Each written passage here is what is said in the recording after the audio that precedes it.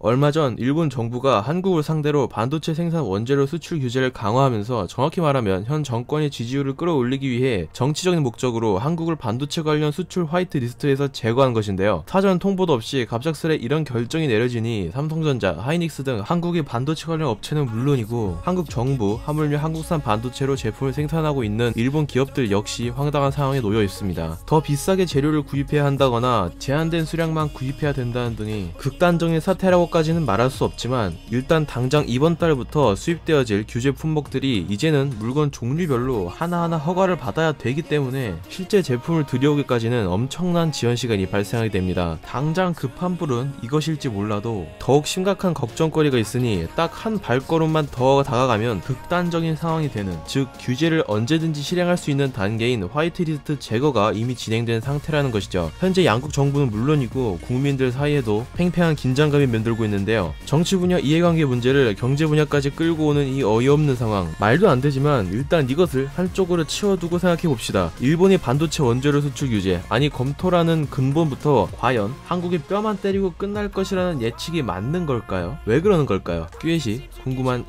이야기입니다. 일단 일본이 규제를 해도 다른 것 다 놔두고 왜 갑자기 반도체 관련 분야를 건드린 건지 한 가지 의문이 생깁니다. 이 의문을 풀면 자연스레 모든 궁금증이 해결될 터지요. 먼저 일본 IT 업계의 역사를 살펴볼 필요가 있습니다. 세계 시장에서 최근 일본 IT 관련 산업은 한국 업체들에게 밀려나는 것을 넘어서 생존의 위협을 받고 있다고도 말할 수 있습니다. 툭 하면 뼈를 깎고 살점을 내주는 선택을 하고 있는 일본 IT 기업들. 파나소닉은 지난 2016년 북미 TV 시장에서 삼성, LG에 완전히 밀려 철수하고, 소니는 인도 가전 시장에서 삼성, LG의 마케팅을 얕잡아봤다가 듣보잡 취급당하고, 대규모 인력 감축, 스마트폰인 엑스페리아는 안드로이드 진영에서는 삼성 갤럭시, 중국 저렴이 공세에 밀려 미국은 물론 자국 시장에서도 위협받고 있는 상황입니다. 도시바 많이 들어보셨죠? 도시바 반도체 사업부가 만들던 플래시 메모리 제품군 예시로 SSD가 있죠. 삼성과 하이닉스에게 밀려 결국 지난 2018년 반도체 분야를 한국의 하이닉스 그리고 다른 미국, 일본 자국 기업들에게 매각하기에 이릅니다.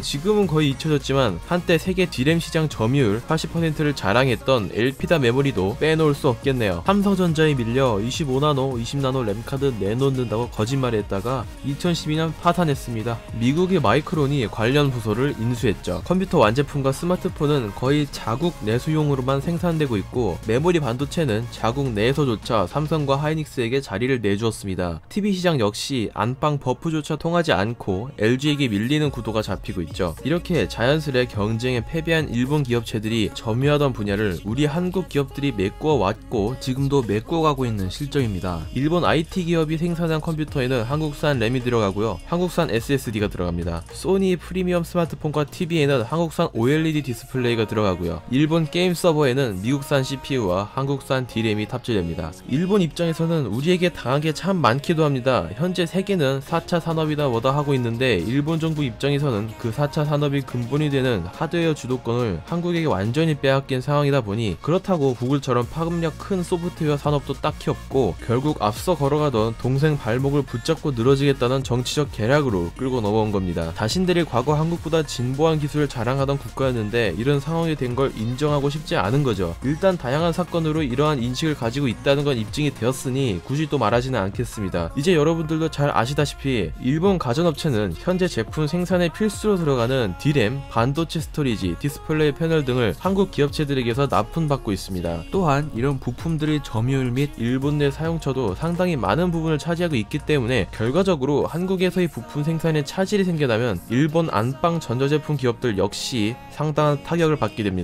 조금 더 현실적으로 생각해볼까요? 스마트폰에 들어가는 고수명, 고성능의 반도체 스토리지, 삼성과 하이닉스가 납품을 못하면 어떻게 되죠? 가성비 오지고 잔고장 안 나기로 유명한 콘솔 게임기 플레이스테이션 차기작에 고성능 SSD 설치하기로 했다는데 한국산 안 쓰면 어떤 거 쓰게요? 엑스페리아는 어떻게 만들고 소니 TV는요? 중국 제재에 적극 동참해놓고서 중국산 쓰게요? 가장 유력한 마이크론이 대체제겠지만 이번 사태를 알 수 있듯이 공급처가 한 곳뿐이면 의존도가 지나치게 높아지고 마이크론이나 그들의 가격 정책이 바뀌게 되면 소니 역시 흔들리게 됩니다. 소니라는 자국 가전업체 하나만 보아도 이렇게 상상을 초월할 만큼의 변수와 대안을 고려해야 하는데 이번 수출 규제로 인한 파급력은 여기에서 끝나지 않습니다. 가뜩이나 인텔, 엔비디아 등 미국의 대형 시스템 반도체 설계 업체에서 한국 파운드리에 외주를 주고 있는 상황인데 과연 한국 반도체 산업이 타격을 입는 것만으로 끝날 수 있을까요? 중미 무역 제재할 때는 그렇게 미국 눈치 보더니 미국 기업이 도미노 쓰러지듯이 타격 입는 건 고려하지 않으셨나 봅니다. 일본은 이번 규제의 실행으로 인해 수입, 수출 절차가 조금 더 복잡해지는 것 가지고는 큰 일이 일어나겠느냐고 생각할 수도 있겠지만 벌써부터 에칭가스 제조업체 스텔라케미와 리지스트 공급업체 도쿄 오카공업, 고순도 고브라수소를 제조하는 모리타 화학공업 등 일본 내 토종기업들은 당혹스러움과 위기감을 감추지 못하고 있는데요. 황당하다, 당혹스럽다, 매출에 상당한 타격을 입는 게 불가피하다는 게 이들이 공통된 입장입니다. 한국 정부 역시 가만히 코베일 수는 없죠. 과거 일본 자동차 업체 혼다와 도요타가 중국 히토류 의존율을 줄이려 디스프로슘, 네오디뮴 자석 사용량을 줄이는 자체 기술을 개발해낸 것처럼 한국 정부 역시 일본산 원재료 의존율을 줄이기 위해 반도체 원재료 대체제 및 직접 생산 산업에 투자할 계획이라는 입장을 표명했습니다. 폴리이미드 필름, 불화 아르곤, 불화 크립톤, 포토 레지스트, 감광액 등 수출 규제가 적용되는 품목의 50% 수입국은 한국입니다. 한국에 팔지 않는다면 경제 유지를 위해서 다른 나라에 판매하지 못한 만큼을 더 판매할 방도를 찾아야 합니다. 그나마 반도체 산업이 굴러가 수요가 있는 동네가 중국이죠. 하지만 중국은 지금까지 일본산을 거의 사용하지도 않았고 지난 중미무역 전쟁 과정에서 일본이 미국을 지지한다며 중국 경제 제재에 동참하고 얼마 전 G20에서 트럼프를 적극 지지한다고 공개 선언까지 한 데다가 설령 판매할 수 있는 기회가 생긴다고 하더라도 그렇게 되면 결국 중국산 반도체 품질 상승과 함께 생산률이 올라가고 점유율도 올라가는데 가뜩이나 트럼프가 중국 제재 눈치 게임에 열과 성을 쏟는 이 시기에 가만두지 않을 것으로 보입니다. 이로 보나 저로 보나 어떻게든 미국 비위에 맞추려는 아베 입장에서도 트럼프 명령 거역하는 것이니 모순이자 매우 곤란한 상황이 될 것입니다. 스스로의 무덤을 판 격이죠. 이번 영상 딱 한 가지 질문만 남겨놓고 마치도록 하겠습니다. 한국에 안 팔 거면 어디다가 판매하려고요?